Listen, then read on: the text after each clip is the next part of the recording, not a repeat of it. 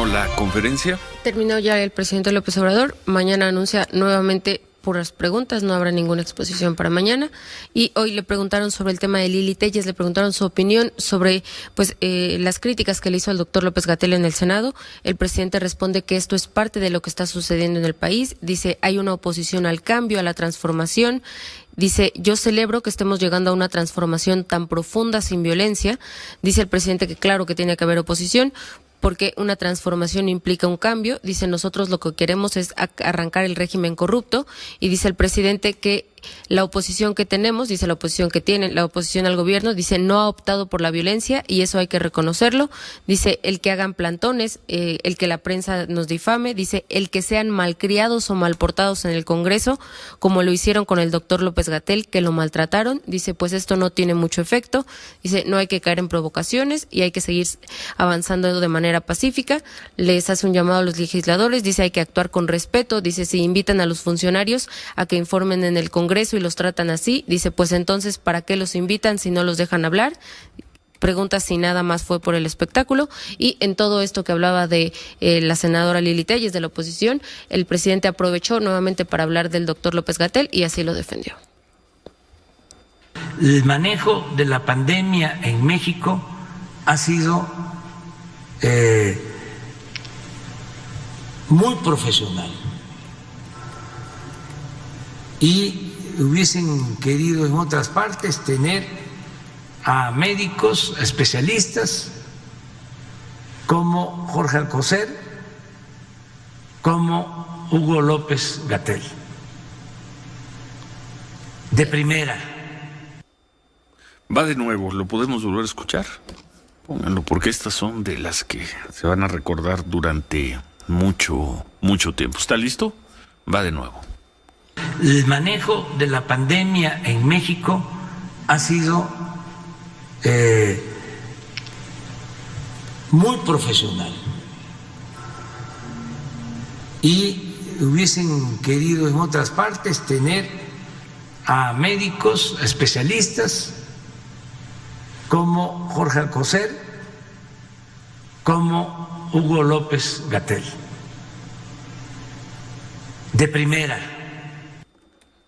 Ay, dice el presidente, el manejo de la pandemia ha sido muy profesional. Que sería lo contrario, ha sido muy amateur, ha sido muy improvisado, ha sido muy profesional, ya no dijo ha sido extraordinario o ha sido excelente. Y luego, atención, japoneses, alemanes, españoles, suecos, estadounidenses, suecos, italianos, brasileños los dejamos a un lado. Atención, ¿qué hubieran dado ustedes por tener al frente de su estrategia contra el coronavirus al doctor Alcocer y al doctor López-Gatell?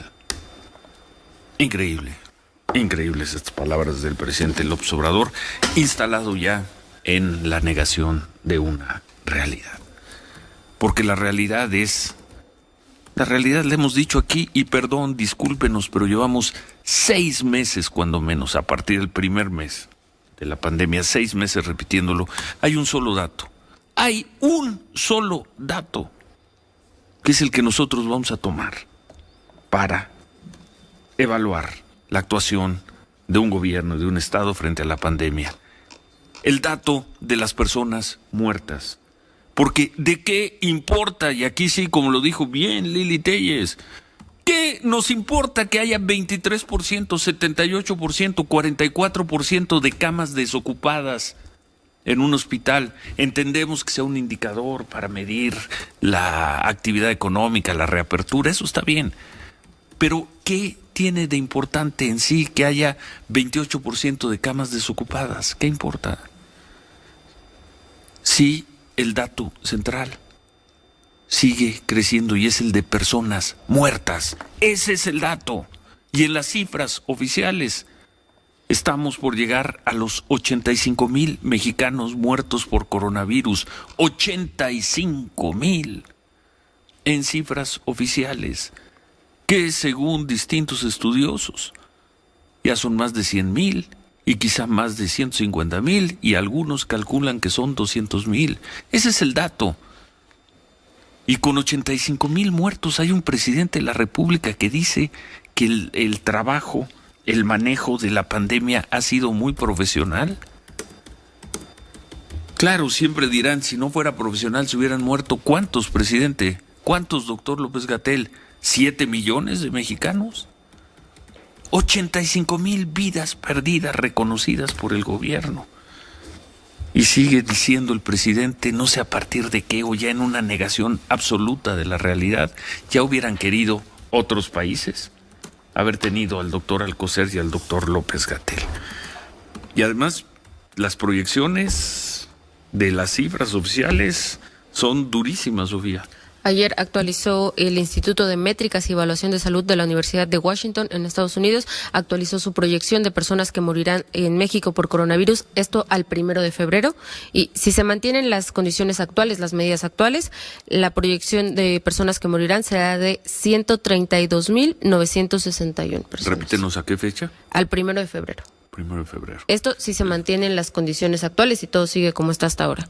Si se relajan las medidas de las medidas. Si haces las sumas, las multiplicaciones, si tomamos, ¿cuántos días son los que faltan? Son 15 de octubre más noviembre y diciembre, serían 75 días, son como 105 días de aquí al 31 de enero. 3 meses y medio. Por eso son 105 días.